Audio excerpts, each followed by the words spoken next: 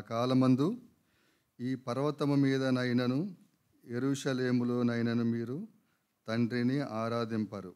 నా మాట నమ్ముము.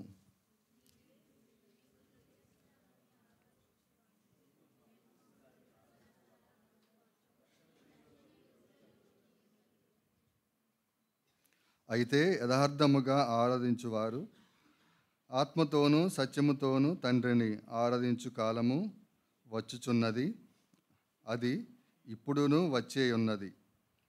తన్ను ఆరాధించువారు అట్టివారే కావాలని తండ్రి కోరుచున్నాడు.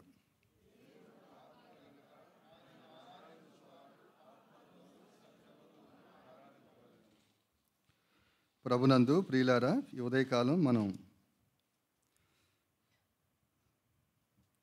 ప్రభువారు సమరయ స్త్రీతో మాట్లాడుతూ ఉన్నప్పుడు ఆరాధన గురించిన ఒక గొప్ప సత్యాన్ని ఆయన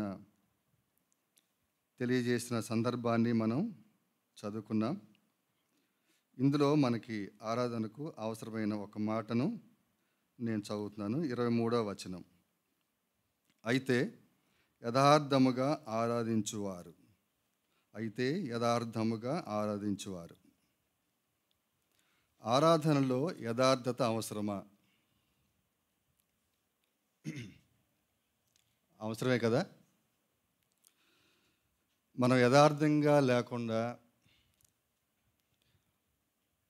ఆత్మతో సత్యముతో ఆరాధన చేయటం అనేది అది అబద్ధం అవుతుంది. అసలు ఆత్మతో సత్యముతో అనేది కూడా అది మన జీవితంలో జరగదు. కాబట్టి ఆరాధించే వారిలో యథార్థత అనేది చాలా ప్రాముఖ్యం. ప్రభువారు ఇక్కడ 3 మాటలు మనకు ఉన్నాయి కదా. యథార్థముగా, ఆత్మతోనూ సత్యముతోనూ అనే ఈ 3 మాటల్లో మొదట ఆత్మతోనూ సత్యముతోనూ అనొచ్చు కదా అని నాకు అనిపించింది. అసలు యథార్థతే ముందుకు ఎందుకు అన్నారు అని కూడా నాకు అనిపించింది. అయితే ఆరాధించే వారిలో యథార్థత అనేది అది చాలా ప్రాముఖ్యమైంది. అది మొట్టమొదటి మెట్టుగా మనం ఆలోచన చేయొచ్చు.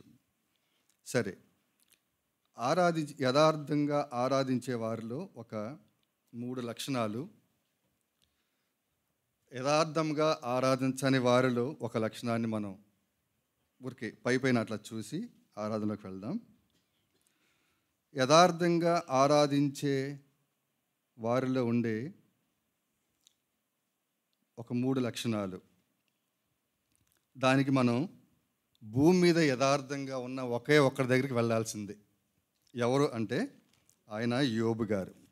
చూడండి, యోబు గారు రాసిన మొదటి అధ్యాయము.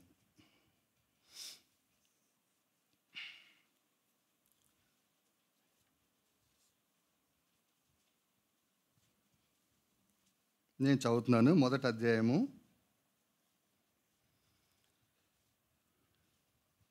21వ వచనం లేదా 20వ వచనం చదువుతాను. అప్పుడు యోబు లేచి తన పై వస్త్రమును చింపుకొని తల వెంట్రుకలు గొరిగించుకొని నేల మీద సాష్టాంగపడి నమస్కారం చేసి ఇట్లనెను: నేను నా తల్లి గర్భములో నుండి దిగంబరనే వచ్చి తిని దిగంబరినై అక్కడికి తిరిగి వెళ్ళెదను.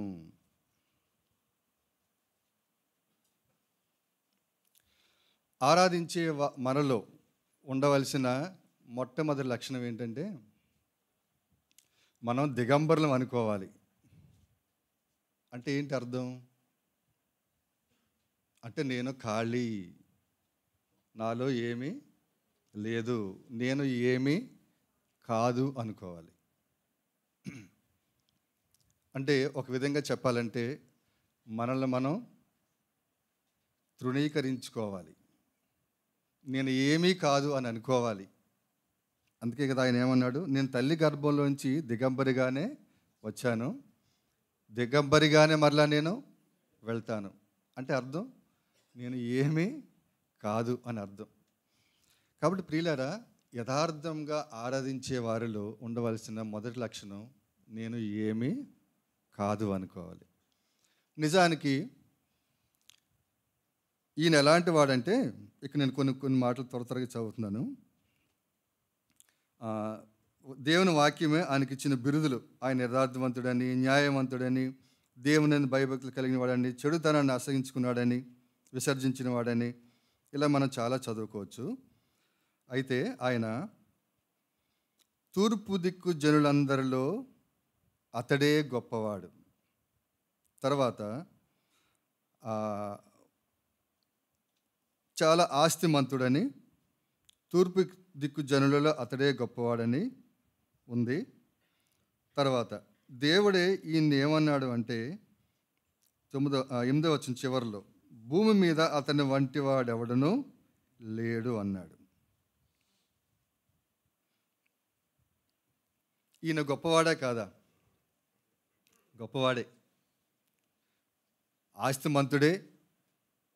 ఆ తూర్పు జనులలో, తూర్పు దిక్కు జనులందరిలో ఆ మాట చూడండి, అతడే అని ఉంది. అతడే అంటే ఇంకే వేరే ఎవరు గొప్పవారు లేరు. తర్వాత దేవుడే అతను ఏమన్నాడంటే, భూమి మీద ఇలాంటి వాడు ఎవడు లేడన్నాడు.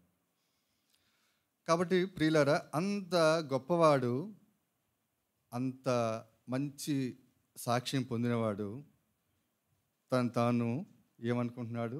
నేను దిగంబరిని, నేను ఏమీ కాదు, నేను ఏమీ లేదు అనుకుంటున్నాడు. కాబట్టి యథార్థంగా ఆరాధించే మనలో ఉండవలసిన లక్షణం ఏంటంటే, నేనేమీ కాదు అనుకోవాలి. మరొక మాట చెప్తున్నాను చూడండి, చదువుతున్నాను. యథార్థంగా ఆరాధించే వారిలో ఉండవలసిన మరొక అనుభవం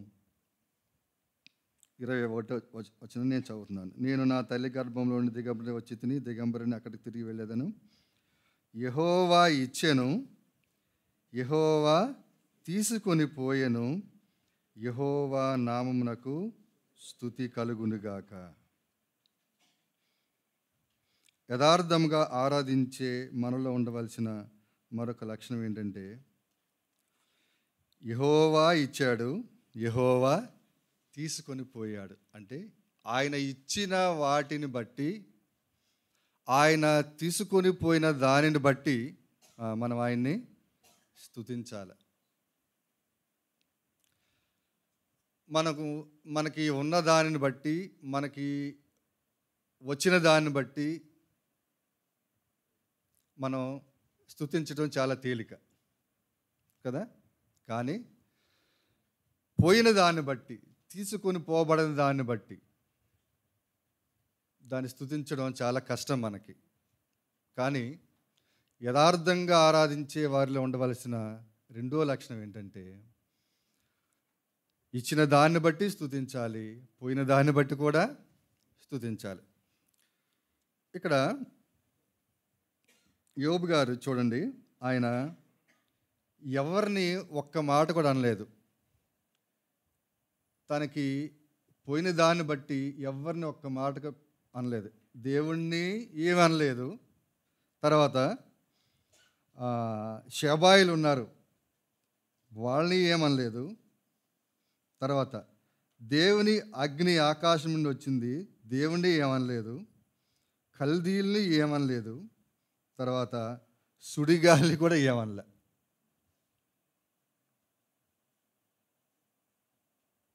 అంటే తన కుటుంబంలో, తన జీవితంలో సంభవించిన నష్టానికి ఎవరి మీద ఆయన నింద వేయలేదు. కాబట్టి ఆరాధన చేసేవారిలో, యథార్థంగా ఆరాధన చేసేవారిలో ఉండాల్సిన రెండో లక్షణం, మనకి వచ్చిన దాన్ని బట్టి, లేకపోతే మనకి ఉన్న దాన్ని బట్టి, మనకి ఊడిన దాన్ని బట్టి కూడా మనం దేవుణ్ణి స్తుతించాలి. ఉన్నదాన్ని బట్టి మనం స్తుతించడం చాలా సులభం. కానీ పోయిన దాన్ని బట్టి, మన జీవితంలో ఎన్నో పోతూ ఉంటాయి. ఎంతమందో పోతూ ఉంటారు, ఎన్నో పోతూ ఉంటాయి. దాన్ని బట్టి మనం దేవుని స్తుతించాలి. సనగకూడదు, మరొకల మీద నింద వేయకూడదు. ఇది రెండవ లక్షణం. ఇక మూడవది చూడండి, నేను చదువుతున్నాను అన్నమాట. 5వ వచనం, 1:5. వారి వారి విందు దినములు పూర్తి కాగా యోబు తన కుమారులు పాపము చేసి తమ హృదయములలో దేవుని దూషించురేమో అని వారిని పిలువనంపించి వారిని పవిత్రపరిచి అరుణోదయమున లేచి వారిలో ఒక్కొక్కరి నిమిత్తమై దహన బలిని అర్పించవచ్చు వచ్చెను. యోబు నిత్యము అలాగున చేయుచుండెను. యథార్థంగా ఆరాధించే వారిలో ఉండవలసిన మరొక లక్షణం నిత్యము హృదయ పరిశుద్ధత కలిగి ఉండాలి. అక్కడున్న మాటలే నేను చెప్తున్నాను. మన దృష్టి నిత్యము హృదయ పరిశుద్ధత, పై పరిశుద్ధత కాదు, బాహ్యమైన పరిశుద్ధత కాదు. అక్కడ ఆ మాట ఉంది, తన కొడుకుల్ని వాళ్ళ హృదయంలోకి వెళ్ళి దేవుణ్ణి దూషించారేమో అని వారిని పవిత్రపరుస్తున్నారు. కాబట్టి పరిశుద్ధ జీవితం నిత్యము అనే మాట చాలా ప్రాముఖ్యమైన మాట. నిత్యము హృదయ పరిశుద్ధత పైన మన దృష్టి ఉండాలి. సహజంగా మన పరిశుద్ధత అప్పుడప్పుడు మనం వింటుంటాం కదా, ఆదివారము మందిరానికి వచ్చేటప్పుడు, లేకపోతే ఇక అన్న మీటింగ్లప్పుడు, ఇలాగ రకరకాల సందర్భాలలో మనకి ఈ పరిశుద్ధత మనం తెచ్చుకుంటాం. అది హృదయం ఉండదు, కానీ దాన్ని మనం తెచ్చుకుంటాం, ఎక్కడ లేని దాన్ని తెచ్చుకుంటాం అన్నమాట. కానీ యోబు గారి దృష్టి, ఆయన పవిత్ర దృష్టి, హృదయ పవిత్ర దృష్టి ఎలా ఉందంటే అది నిత్యము అలాగుంది. కాబట్టి మన యథార్థంగా ఆరాధించే వారి యొక్క మరొక లక్షణం హృదయంలో ఎప్పుడు కూడా పరిశుద్ధత కలిగి అది నిత్యము ఉండాలి. మరొక మాట చదువుతున్నాను, ఇదే గ్రంథంలో 42వ అధ్యాయము 10వ వచనాన్ని చూడండి. 42:10.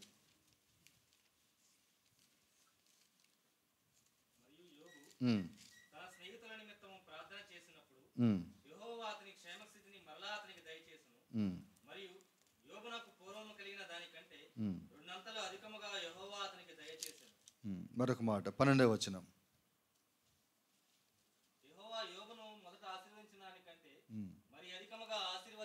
చాలు. యథార్థంగా ఆరాధించే వారిలో ఉండే మరొక లక్షణం ఏంటంటే వాళ్ళు దేవుని చేత ఎన్నంతలు ఆశీర్వాదం, రెండంతల ఆశీర్వాదం పొందుతారు. మొదట ఆశీర్వాదించిన దానికంటే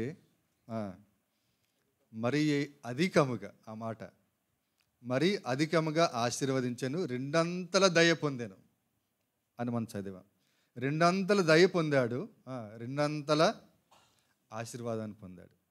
కాబట్టి యథార్థంగా ఆరాధించే వారిలో ఉండే మరొక లక్షణం రెండంతల దయను, రెండంతల ఆశీర్వాదాన్ని పొందుతారు.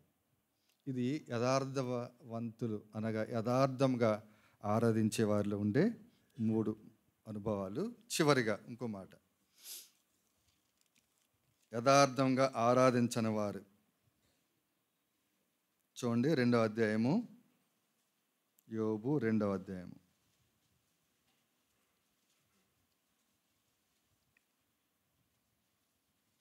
8వ వచనం.